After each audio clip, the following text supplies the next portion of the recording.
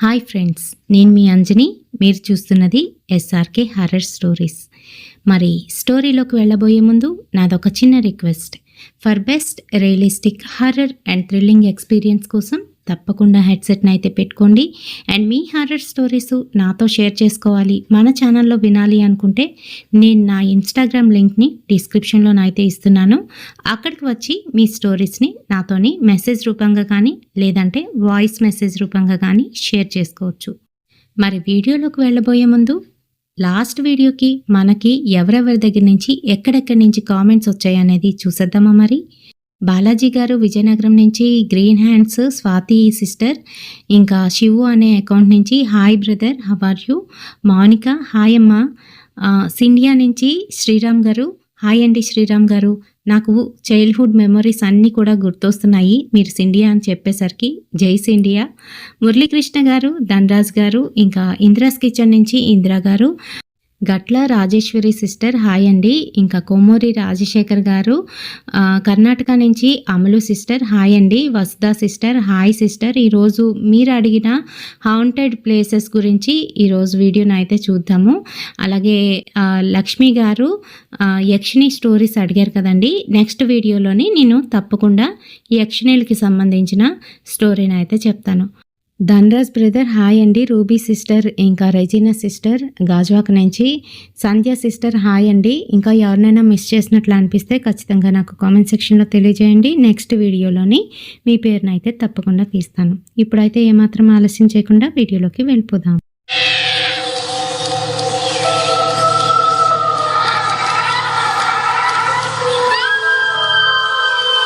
మరి వసుదా సిస్టర్ అడిగినట్టు haunted places గురించి అయితే అడిగారు.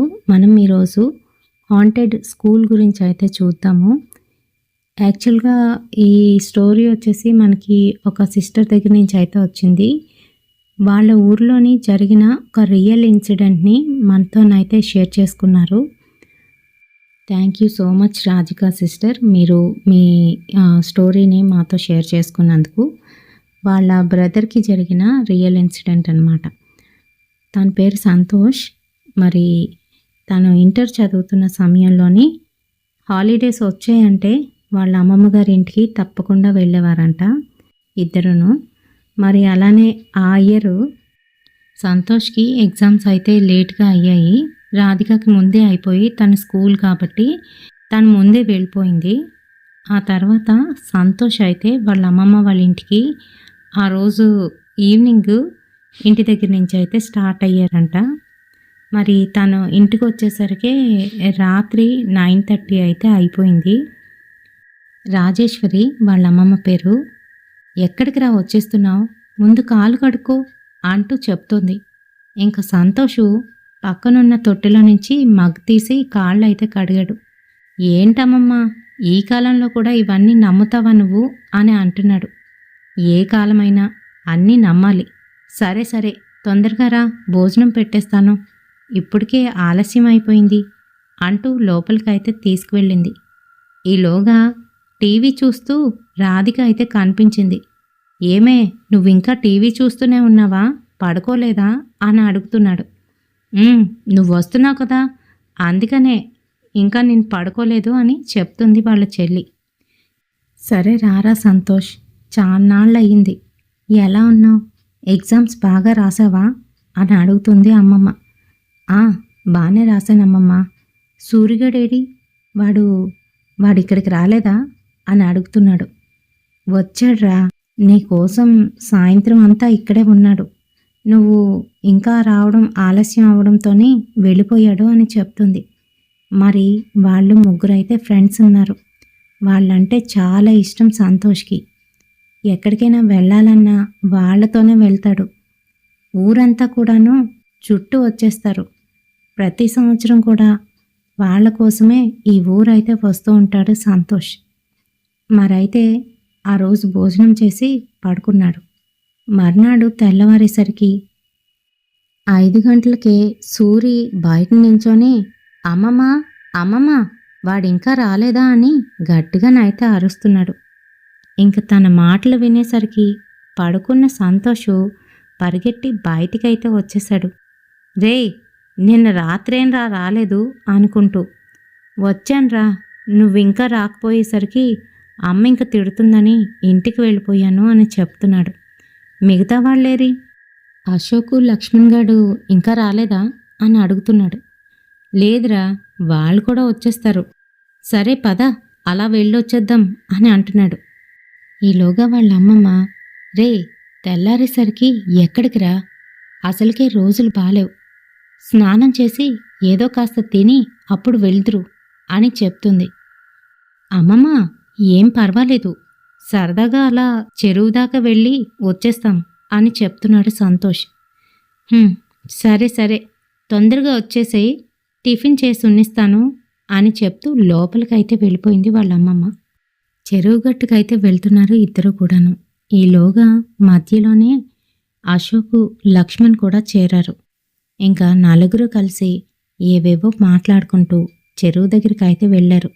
అక్కడ సరదాగా ఈత కొట్టుకుంటూ వాళ్ళు కాలక్షేపం అయితే చేస్తున్నారు. మరి స్నానాలు చేసుకొని అక్కడి నుంచి నడుచుకొని ఇంటికైతే వస్తున్నారు. వాళ్ళ వచ్చే దారిలోనే ఆ స్కూల్ అయితే ఉంటుంది. చిన్నప్పుడు మరి సంతోష్ కూడా ఆ స్కూల్లోని వీళ్లతో కలిసి చదువుకున్నాడు. ఆ స్కూల్ చూసేసరికి బాగా పాతపడిపోయి తలుపులైతే వేసున్నాయి. మరి సంతోష్కి మటుకు ఒక్కసారి స్కూల్లోకి వెళ్ళొస్తే బాగున్ను అనిపించింది. అదే విషయాన్ని సూరికైతే చెప్పాడు. రే సూరి, ఒకసారి మన పాత స్కూల్లోకి వెళ్ళొద్దామా? ఏంట్రా అసలు శిథిలావస్థలోకి వచ్చేసింది, ఎవరు అసలు పట్టించుకున్నట్టే ఉంది అని అంటున్నాడు. ఆ మాటలకి సూరి ఇలా అంటున్నాడు. వద్దురా బాబు, ఇప్పుడది ఒక పెద్ద దెయ్యాల కొంపలా మారింది. అక్కడ ఎవరూ వెళ్ళరు, మేం కూడా వెళ్ళం. అది ఎప్పుడో మూతపడిపోయింది. ఎందుకు అటుపక్క అని అంటున్నాడు. రే, ఎప్పుడో మన చిన్నప్పుడు అక్కడ చదువుకున్నాం కదా, అవన్నీ జ్ఞాపకం వస్తున్నాయిరా, ఒక్కసారి వెళ్ళొచ్చేద్దాం అని అంటూ ఉంటే అశోకు లక్ష్మణు ఇలా అంటున్నారు. వద్దురా బాబు, చెప్పింది ఆలకించు. అందులోని ఏవో ఆత్మలు తిరుగుతున్నాయని ఇక్కడ వాళ్ళందరూ నమ్ముతున్నారు. నేను చెప్తుంది నిజంరా బాబు. మన స్వామిగాడున్నాడు కదా, వాళ్ళ మామయ్య ఒక రాత్రి ఇటుపక్క వస్తున్న సమయంలోని ఇక్కడ అదుగో ఆ డాబా మీద దెయ్యం కనిపించిందంట అని అంటున్నాడు. మాటలు విన్న సంతోషు పగలబడి గట్టిగట్టిగా నవ్వుతున్నాడు. తను అలా నవ్వుతూ ఉంటే ముగ్గురు ఒకరి మొహాలు ఒకరు చూసుకుంటున్నారు. ఎందుకురా నవ్వుతున్నావు? మేం చెప్తుంటే నీకు తమాషాగా ఉందా అని అంటున్నారు. మరి కాకపోతే వాడు మావయ్యకి కనిపిస్తే మీకేమైనా కనిపించిందా? వాడు అలా చెప్పడం ఊర్లో వాళ్ళందరూ నమ్మేయడం. అయినా మీ ఊర్లో అంతేలే, మీరు ఒకసారి సిటీకి వచ్చి చూడండి, అప్పుడు మీకే అర్థమవుతుంది అని అంటున్నాడు. ఆ మాటలు విన్న మిగతా ముగ్గురు కూడాను ఆశ్చర్యంతోని ఒకరి మొహాలు ఒకరైతే చూసుకుంటున్నారు. ఎప్పుడు ఇలాగే ఉండకండ్రా, అప్పుడప్పుడు కొంచెం మగాళ్ళలాగా అయితే ఉండండి. మీకు అంత భయం ఏంటి? అయినా ఈ కాలంలో కూడా దెయ్యమంటే నమ్మేస్తారా అని అంటున్నాడు సంతోష్. లేదురా, నిజంగానే.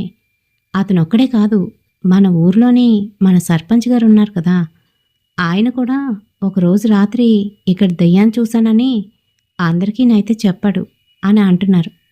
అవునా? సరే అయితే మరి ఇక్కడ నిజంగానే అలాంటివేవీ లేవని నేను గనక నిరూపించాననుకోండి, అప్పుడు మీరు నమ్ముతారా అని అంటున్నాడు. నువ్వేమీ నిరూపించక్కర్లేదు, ఇక్కడి నుంచి వెళ్దాం పదా అని అంటున్నాడు సూరి. లేదురా, నిజంగానే, నేను చెప్తుంది వినండి. రాత్ర 7:30కి ఇక్కడికి వద్దాం, అందరం కూడాను పైన సమావేశం అవుదాం, అంతా తిరుగుదాం, చూద్దాం. నేను మీకు ఖచ్చితంగా నిరూపిస్తాను ఇక్కడ ఏమీ ఉండవని అని అంటున్నాడు సంతోష్.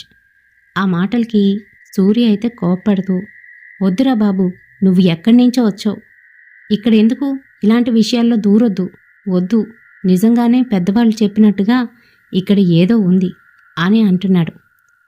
ఊరుకోరా, ఒక్క నిమిషం ఆగు అంటూ వెంటనే పరిగెత్తుకుంటూ వెళ్ళి ఆ గేట్ అయితే ఎక్కేస్తున్నాడు సంతోష్. ఆగు ఆగు అంటూ ముగ్గురునైతే పరిగెట్టి సంతోష్ వెనకాతలే వెళ్ళారు. ఆగమంటున్నా కూడాను గేట్ ఎక్కి అవతల వైపు అయితే దూకేశాడు సంతోష్. రేయ్ దమ్ముంటే మీరు కూడా రండ్రా అని అంటున్నాడు. ఎందుకురా ఇలాంటి పని చేస్తున్నావు? నీకేమైనా పిచ్చి పట్టిందా?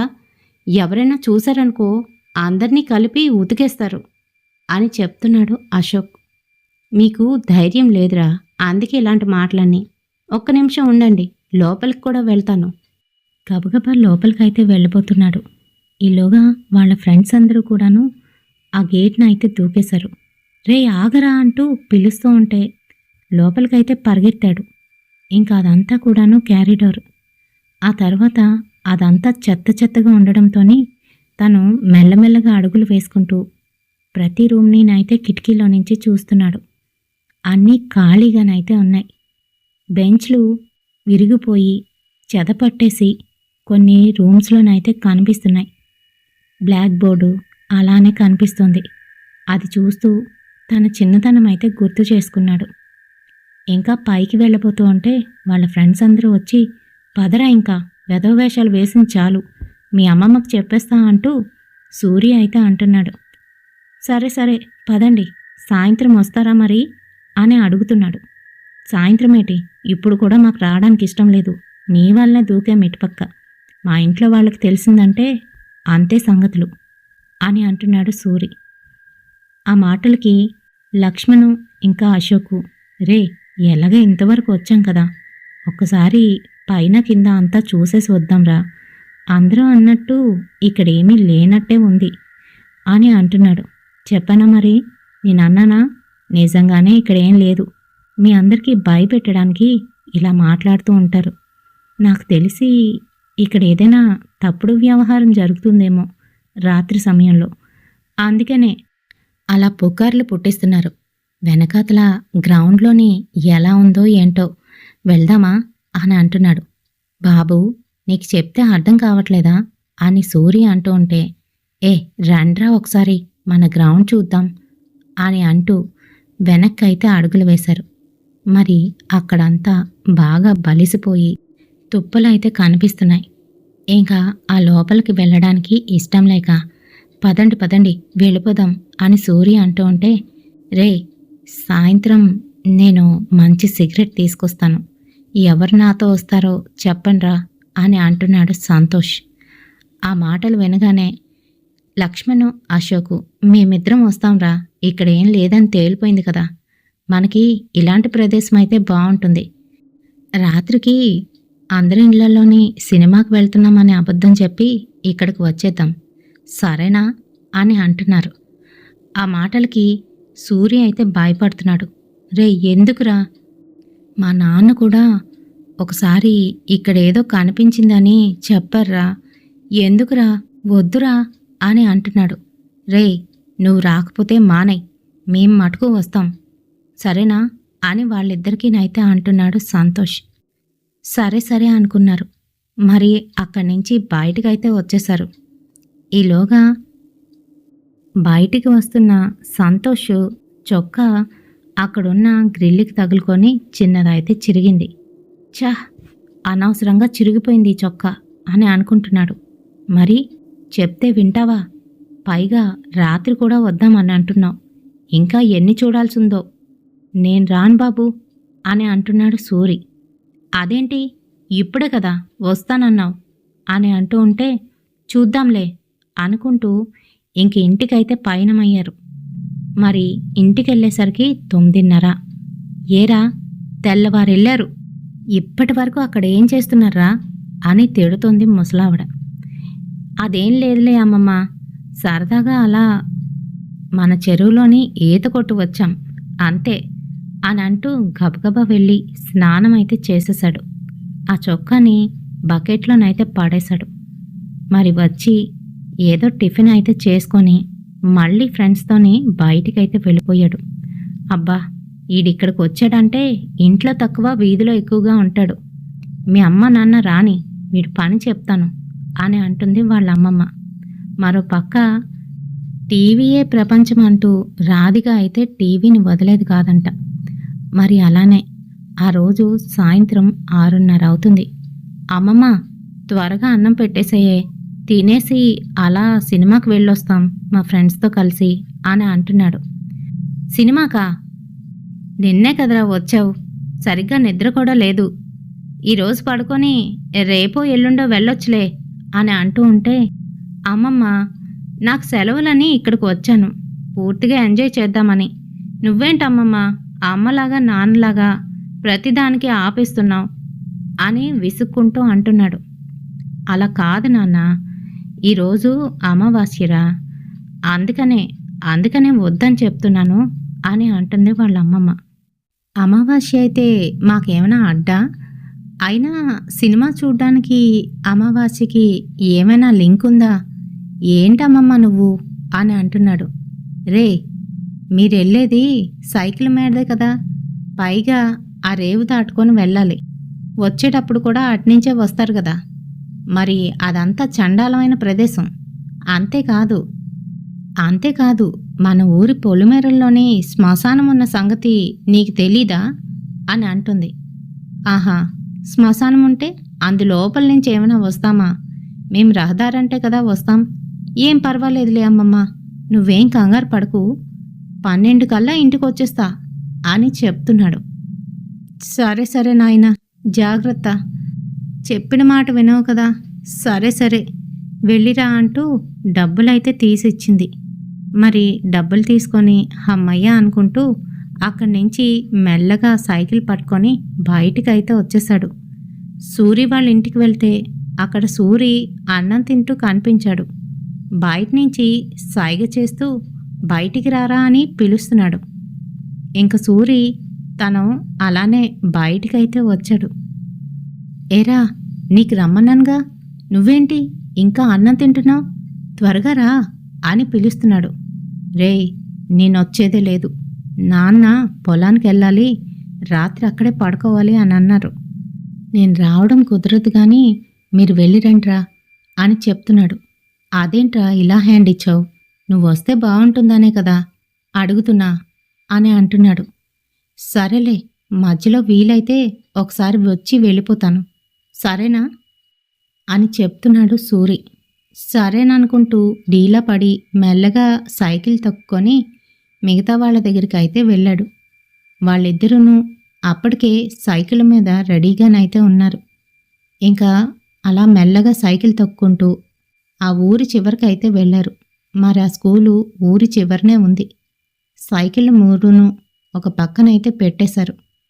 వెంటనే అటు ఇటు చూస్తూ అక్కడున్న ఆ గేట్ అయితే దూకేశారు. అక్కడంతా చిమ్మ చీకటిగానైతే ఉంది. ఇంకా వాళ్ళు మొహాలు చూసుకుంటున్నారు. అరే, ఇంత చీకటిగా ఉంటే ఎలా కనిపిస్తుంది, ఏం చూస్తాం అని అనుకుంటున్నారు. ఈలోగా సంతోషు తన వెనకాతల నుంచి ఒక చిన్న టార్చ్ అయితే తీశాడు. ఇదిగోరా, ఇలాంటివన్నీ ఉంటాయనే ముందు జాగ్రత్తగా నేను టార్చ్ తెచ్చాను అంటూ టార్చ్ అయితే వేశాడు. అక్కడ చిమ్మ చీకట్లోని వాళ్ళ స్కూల్ అయితే నిశ్శబ్దంగా, నిర్మానుష్యంగా, కళావిహీనంగా కనిపిస్తోంది. ఆ టార్చ్ వెలుతురులోనే చుట్టూ అంతా కూడా చూశారు, కానీ అక్కడ ఎవ్వరూ లేరు. సరే, ఇంకా ముందుకైతే వెళ్ళి ఆ క్యారిడోర్లోకి వెళ్ళి ఆ రూమ్లన్నీ చూసుకొద్దాము అని అనుకుంటున్నారు.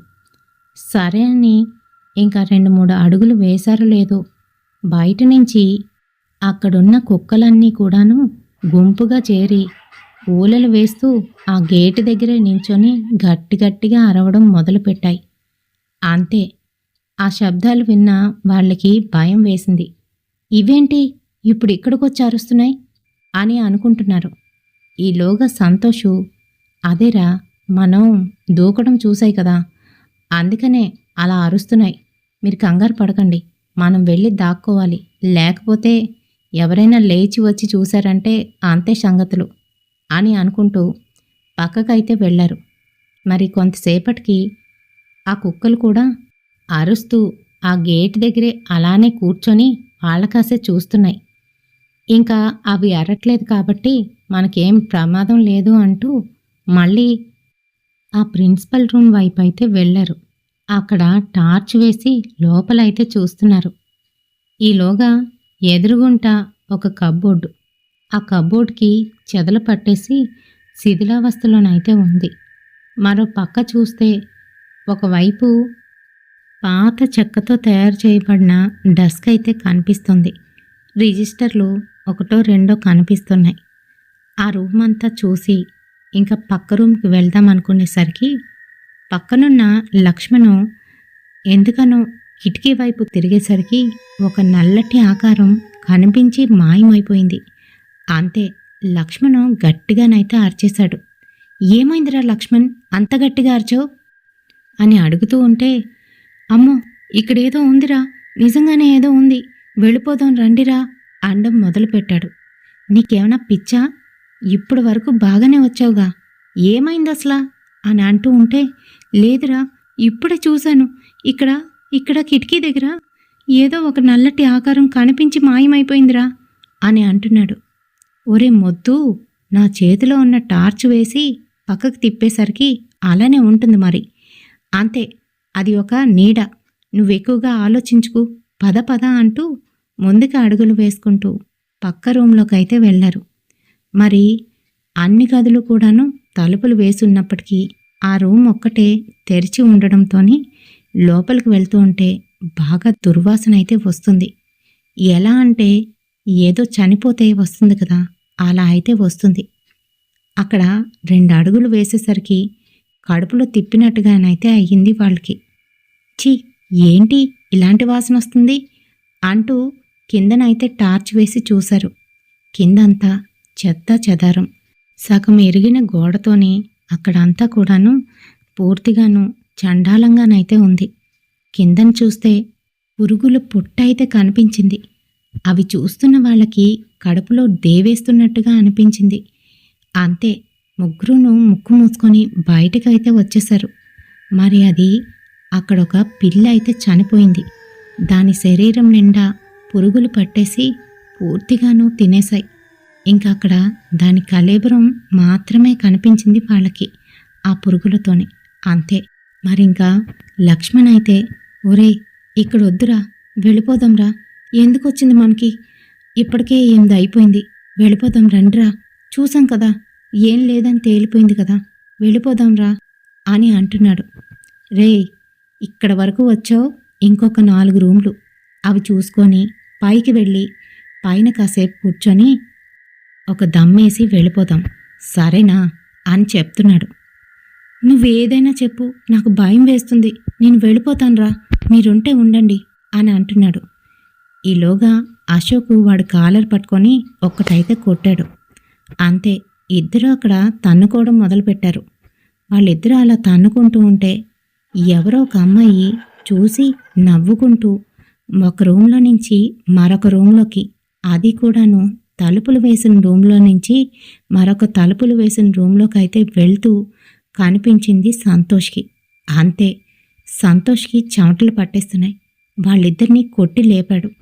అశోక్ ఇలా అంటున్నాడు, ఈ లక్ష్మణ్ గాడు వచ్చి మొత్తం అంతా చెడగొట్టాడు, వీడు వెళ్ళిపోతే వెళ్ళిపోని, మనిద్దరం చూద్దాంరా అని అంటున్నాడు. ఆ మాటలకి తనైతే భయపడుతూనే సరే అని అన్నాడు. కానీ మరో పక్క మటుకు సంతోష్ గుండెల్లోని అలజడి మొదలైంది. వెళ్ళిపోతే బాగున్నేమో అని అనుకుంటున్నాడు. కానీ మరో పక్క ఎగువ దెబ్బతినేస్తుంది. ఇంక అలానే లక్ష్మణు అయితే సరే నేను వెళ్ళిపోతున్నాను అంటూ తను బయటికి వెళ్ళి గేట్ దగ్గర వరకు వెళ్ళి, ఒరేయ్ నాకు భయం వేస్తుందిరా, మీరు కూడా రండిరా అని అంటున్నాడు. నేను అక్కడికి వచ్చానంటే ఇప్పుడు నిన్ను తంతాను, కుక్కని తన్నట్టు తంతాను అంటూ అశోక్ గాడు తిడుతున్నాడు. నోరు మూసుకొని ఇక్కడికి రా, ఇక్కడికి వచ్చి కాసేపు ఉండి దమ్మేసుకొని వెళ్ళిపోదాం అని అంటున్నాడు. ఈలోగా దూరం నుంచి సూరి వస్తున్నట్టుగానైతే కనిపించింది లక్ష్మణ్కి. రే, సూరిగాడు వస్తున్నాడ్రా అని అన్నాడు. మరి చూసావా, వాడు కూడా వస్తున్నాడు, ఇంకేంటి 4 ఉన్నాం కదా, చక్కగా అంతా చూసుకొని ఒక దమ్మేసి వెళ్ళిపోదాంరా, రా రా అని పిలుస్తున్నాడు. రే సూరి, రానన్నా, మీ నాన్న పొలంలో ఉన్నారా, నిన్ను చూడలేదా అని అంటున్నాడు. సూరి ఏం మాట్లాడకుండా నవ్వుతూ గేట్ ఎక్కి యువతల వైపు అయితే దిగాడు. మరి సరే ఇంకా పదండి పదండి అంటూ మళ్ళీ లోపలికి వెళ్ళి మరొక రూమ్ అయితే చూశారు. ఈలోగా టార్చ్ వేసి చుట్టూ అంతా చూస్తున్న సంతోష్కి అదే అమ్మాయి అక్కడున్న పాడైపోయిన కప్బోర్డ్ మీద కూర్చొని కనిపించింది. అంతే, వణికిపోయాడు. టార్చ్ని అక్కడే టప్మని వదిలేశాడు. కింద పడ్డ టార్చు పగిలినట్టుగా అయింది గాని లైటింగ్ మటుకు వస్తుంది. రేయ్, ఏమైందిరా నీకు? ఏం చూసావు అని అంటూ ఉంటే సూరి, ఏముంది, ఎవరినో చూసుంటాడు, అందుకే భయం వేసి టార్చ్ని వదిలేశాడు. ఆ, ఇప్పుడైనా నమ్ముతావా నువ్వు అని అంటున్నాడు. ఆ మాటలకి సంతోష్కి ఇగో దెబ్బతింది. చాచా, అలాంటిదేం లేదు. చేతిని ఏదో కుట్టినట్టుగా అనిపిస్తేనో టార్చ్ వదిలేశాను అంటూ మళ్ళీ టార్చ్ తీసి చుట్టూ అంతా కూడా చూశాడు.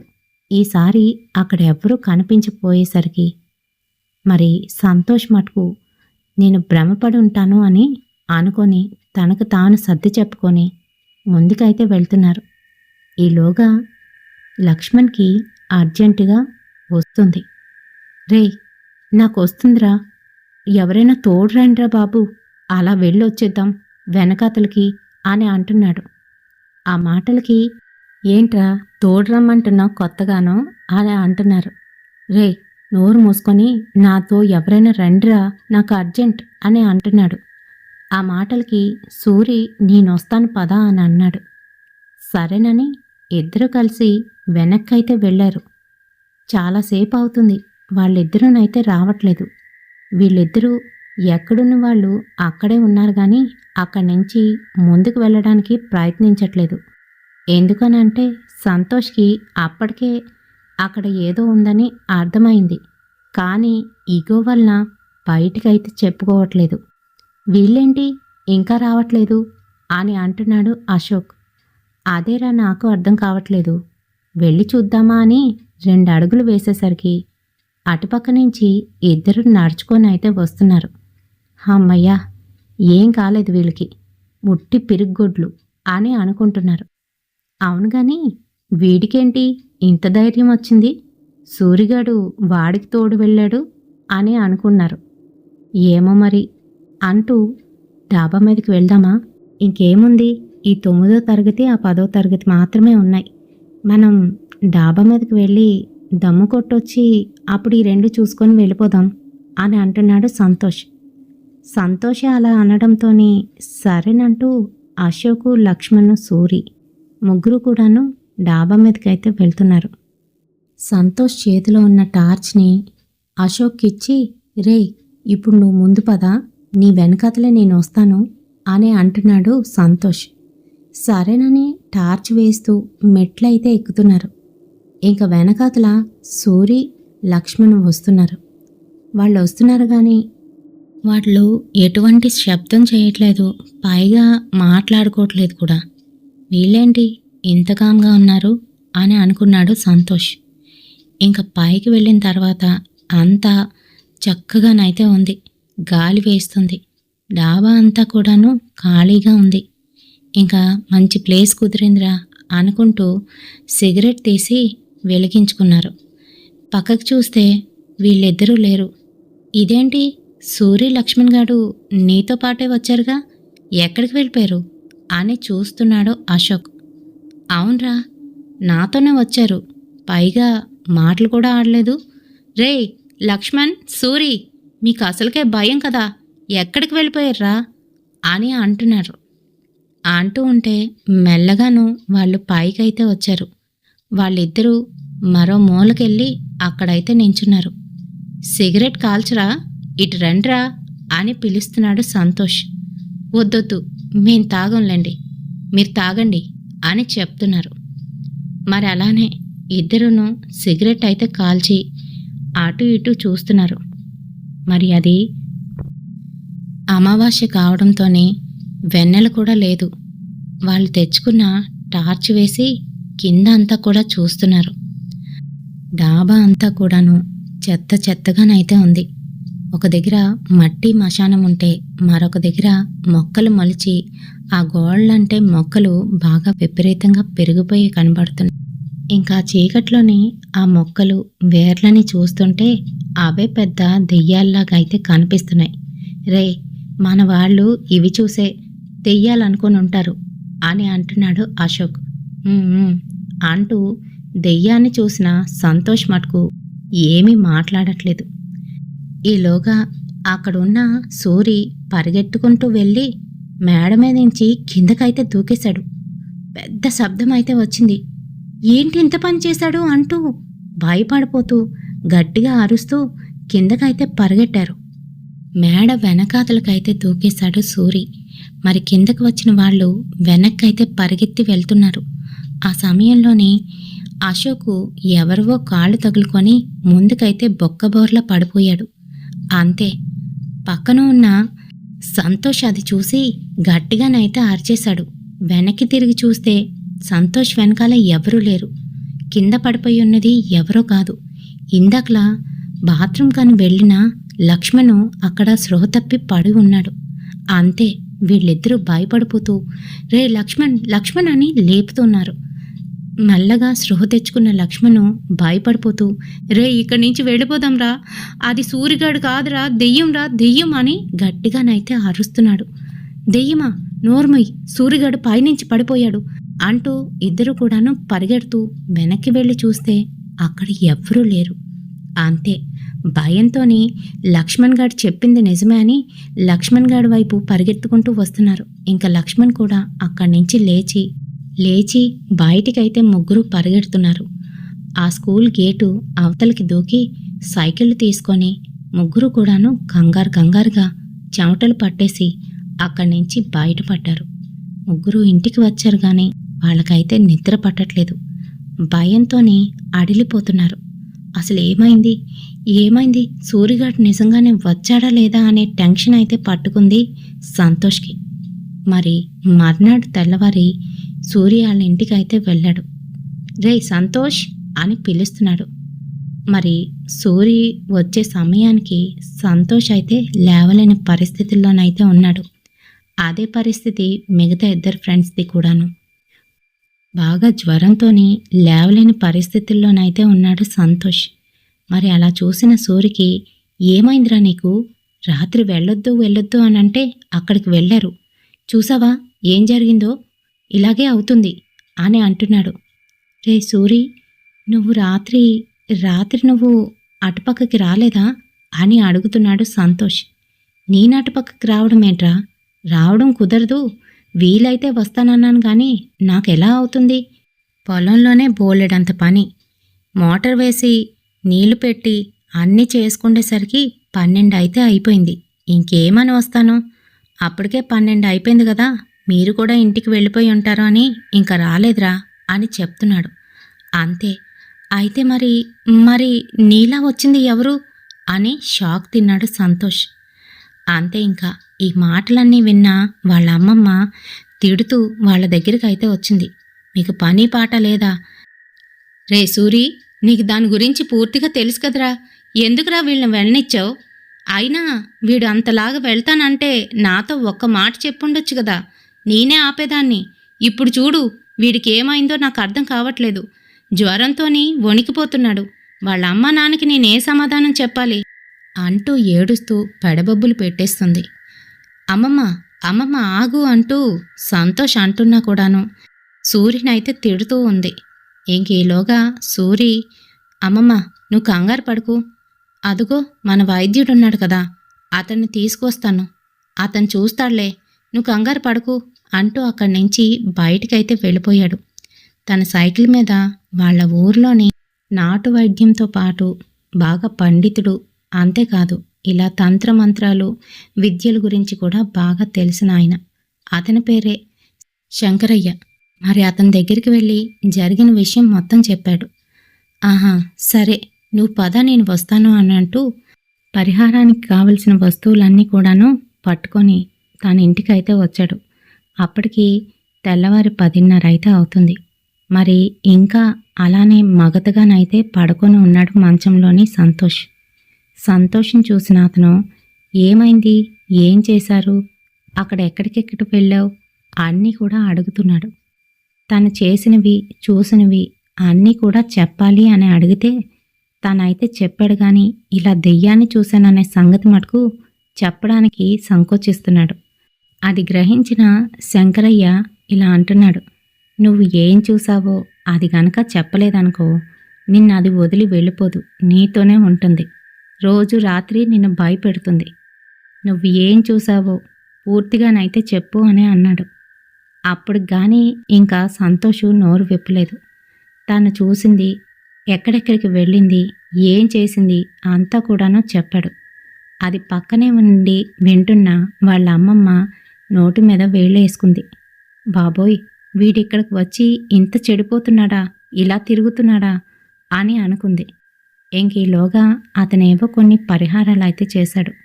అంతేకాదు, ఈ అబ్బాయిని ఇక్కడ ఉంచొద్దు, 3 రోజుల తర్వాత వాళ్ళ ఇంటికి పంపించేసేయండి అని సంతోష్ వాళ్ళ అమ్మమ్మకైతే చెప్పాడు. అలాగే స్వామి అంది.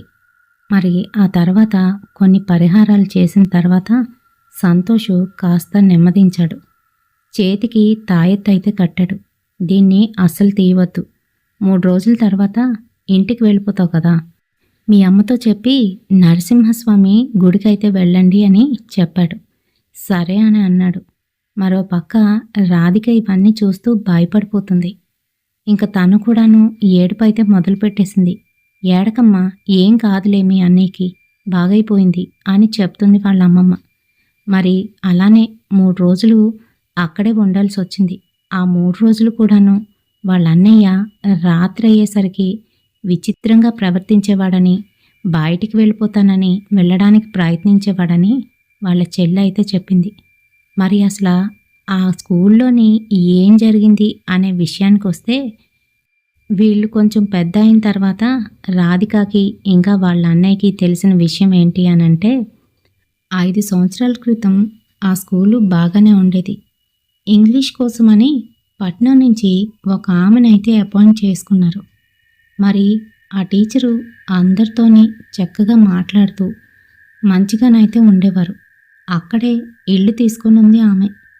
పట్నం నుంచి వచ్చిన ఆమె, పైగా వాళ్ళ అమ్మ నాన్న అయితే లేరు. తనకి ఉన్నదల్లా ఒక అన్నయ్య వదిన మాత్రమే. వాళ్ళు వేరే ఊర్లోనైతే ఉంటున్నారు. అయితే మరి తన ఊర్లోని ఉద్యోగం చేస్తుందన్న మాటే కానీ అందరి కళ్ళు తన మీదే. అయితే తనతో పాటు సహ ఉద్యోగిగా చేస్తున్న అక్కడున్న మరొక మాస్టరు, సోషల్కి వచ్చిన ఆ మాస్టర్కి ఈ టీచర్ అంటే ఇష్టం కలిగింది. ఇద్దరు కూడా ప్రేమించుకున్నారు. ఆ తర్వాత ఏం జరిగిందో తెలియదు కానీ ఒకరోజు రాత్రి సమయంలోని ఆ టీచరు ఆ స్కూల్లో ఉన్న ఆ మేడ మీదకి ఎక్కి దూకి చనిపోయిందని, తను చనిపోయిన తర్వాత ఆమె శవానికి పోస్ట్ మార్టం చేసినప్పుడే తెలిసిన విషయం ఏంటి అని అంటే, తనప్పటికీ కడుపుతో ఉందని. మరి మామూలుగానే పల్లెటూరుల్లోని పుకార్లు అయితే చాలానే వస్తూ ఉంటాయి. ఇంకా ఆమె చనిపోయిన తర్వాత అందరూ కూడాను ఆ సోషల్ టీచరే ఏదో చేసుంటాడు, అందుకే అలా చనిపోయింది అని అనడం మొదలుపెట్టారు.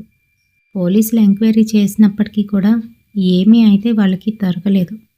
మరి అలానే ఆ ఊర్లో పని చేయకుండా ఆ సోషల్ టీచరు ఇంకా ఆమె చనిపోయిన దగ్గర నుంచి పిల్లలందరికీ కూడా కనిపించడం మొదలైంది. ఇంకా ఆమె అలా కనిపిస్తూ ఉంటే కొంతమంది పిల్లలు స్కూల్ అయితే మానేశారు. అక్కడ పనిచేస్తున్న ఫ్యాకల్టీకి కూడా కనిపించడం మొదలైంది.